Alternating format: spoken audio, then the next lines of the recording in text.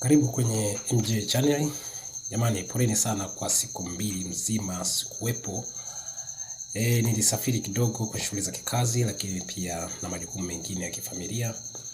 Lakini sasa tumerudi tena kwenye masuala mengine, masuala haya ya siasa na diplomasia ya kimataifa.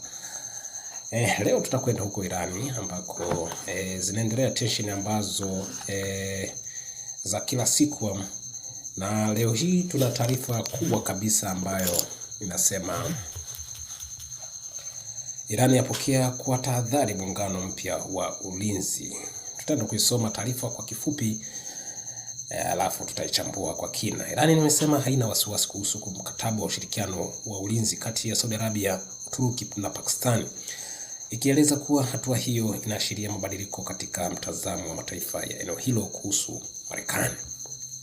Akizungumza katika mkutano wa kila wiki na waandishi wa habari, msemaji wa idara ya mambo ya nje ya Irani, Ismail Baghei, alisema nchi za kikanda kanda hiyo zimeanza kutambua kuwa usalama hauwezi kununuliwa kutoka kwa washirika wa nje, akimaanisha Marekani ambayo ni mshirika wa karibu wa nchi zote tatu. Baghei amesisitiza kuwa Tehran haioni mkataba huo kama tishio, akitaja uhusiano wa kidini, kihistoria na kiustarabu uliopo kati ya Irani, Saudi Arabia na Uturuki na Pakistan. Mkataba huu uliotangazwa wiki iliyopita unataja kwamba shambulio dhidi ya mwanachama mmoja litachukuliwa kama shambulio dhidi ya wanachama wote.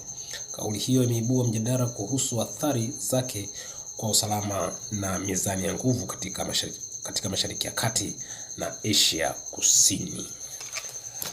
Kwa hiyo ndio hivyo, taarifa ndio hizo huko Irani. Ni taarifa kubwa sana kwa leo, ambayo Irani ameona kwamba kama vile anaanza kuwa na uoga kutokana na muungano huu ambao Saudi Arabia ameunda dhidi ya nchi tatu ambazo zote zina nguvu, ikiwa pamoja na Uturuki na Pakistan na Saudi Arabia yenyewe. Kwa hiyo hii inaleta picha tatu au nadharia tatu muhimu. Nadharia ya kwanza ni kwamba sasa Mashariki ya Kati kuna kweko na ulingano wa nguvu, na ulingano wa nguvu huu sasa Marekani amejaribu kuona kwamba ili kuiweza kushinda Irani ni lazima tutengeneze muungano ambao utailazimisha Irani kukubali matakwa ya Washington pasipo Marekani kutumia nguvu sana. Unaona?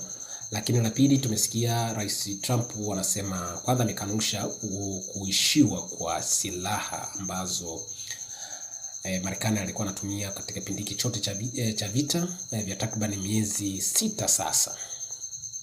Kwa hiyo amekanusha na amesema wale wote ambao waliosema kwamba tuna uhaba wa silaha katika jeshi letu au katika nchi yetu, basi watachukulia hatua kali za kinidhamu. Kwa hiyo nafikiri ni hatua ya kutoa tahadhari na kuweka nchi katika hali ya tension na kuweka usawa, na watu wajue kwamba nchi bado ipo kwenye hali nzuri na hakuna tatizo lolote. Na yeye mwenyewe amesema kwamba tuna baadhi ya silaha fulani tunazo, japokuwa upungufu upo, lakini silaha nyingi tunazo za kutosha. Kwa hiyo nafikiri ni mpango ambao Rais Trump kuhakikisha kwamba kwanza kutuliza joto la kisiasa nchini kwake, lakini pia anajaribu kuonyesha dunia kwamba Marekani bado ina hifadhi kubwa kabisa za silaha. Lakini upande wa Irani, kwanza kabisa mzingiro wa meli, kumbuka ile blockade ambayo Marekani ameweka kule katika karibu na pwani ya Omani bado ipo na inaendelea.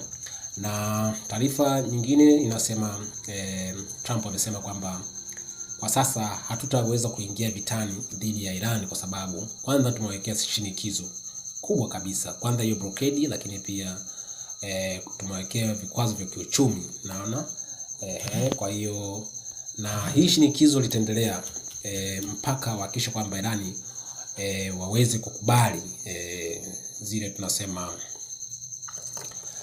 matakwa ya kwetu sisi kwa maana Marekani. Trump amesema hivyo na ameona kwamba hamna sababu sasa kuingia vitani kwa sababu tayari Iran wameshaanza kuwa na uhaba mkubwa kabisa wa kiuchumi, lakini pia wapo kwenye economic crisis ambayo kubwa sana kwa sasa, lakini pia wana sanction ambazo pia wana fedha zile ambazo zishagadishwa, ambazo Marekani anazishikilia mpaka hivi sasa.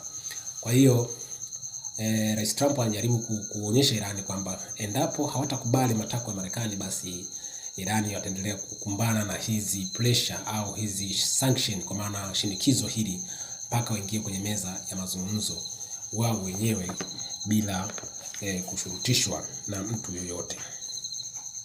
Kimsingi ni kweli Irani bado anapitia wakati mgumu, maisha bado yako chini sana, na kuna migogoro ya ndani inaendelea kule Irani, na mpaka sasa hivi kuna makundi ambayo yanapingana. Kuna baadhi ya watu kuna baadhi ya kundi la kwanza linapenda vita viendelee, lakini pia kuna kundi jingine linasema tuingie kwenye mazungumzo kati yake na Marekani, ikiwemo rais wa Irani Masoud Pezeshkian anasema hamna sababu ya sisi kupigana. Naona kama kweli tunaweza kuongea, basi bora tuongee kuliko kufanya mapambano yasiyokuwa na lazima. Kwa hiyo kuna makundi yako mawili. Kuna kundi la kwanza, wanasiasa wale wa mlengo wa kulia, wao wanataka mapambano dhahiri, lakini wale wa mlengo wa kati wanasema kwamba kama itawezekana basi tufanye hayo makubaliano, kwa maana mazungumzo, kwa maana diplomasia katika hizo nchi zote mbili.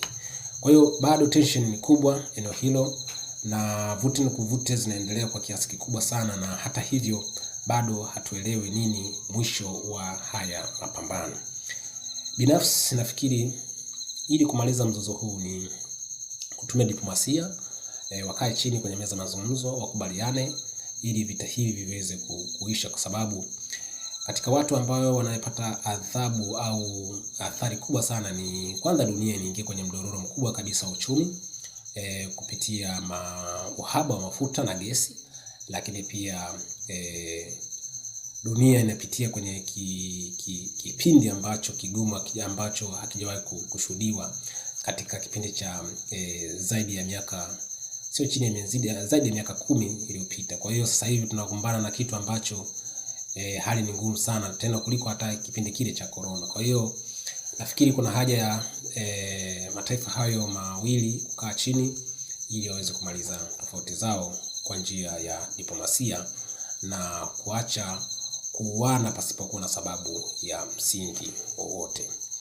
Jamani, asanteni sana na karibu sana na jioni njema.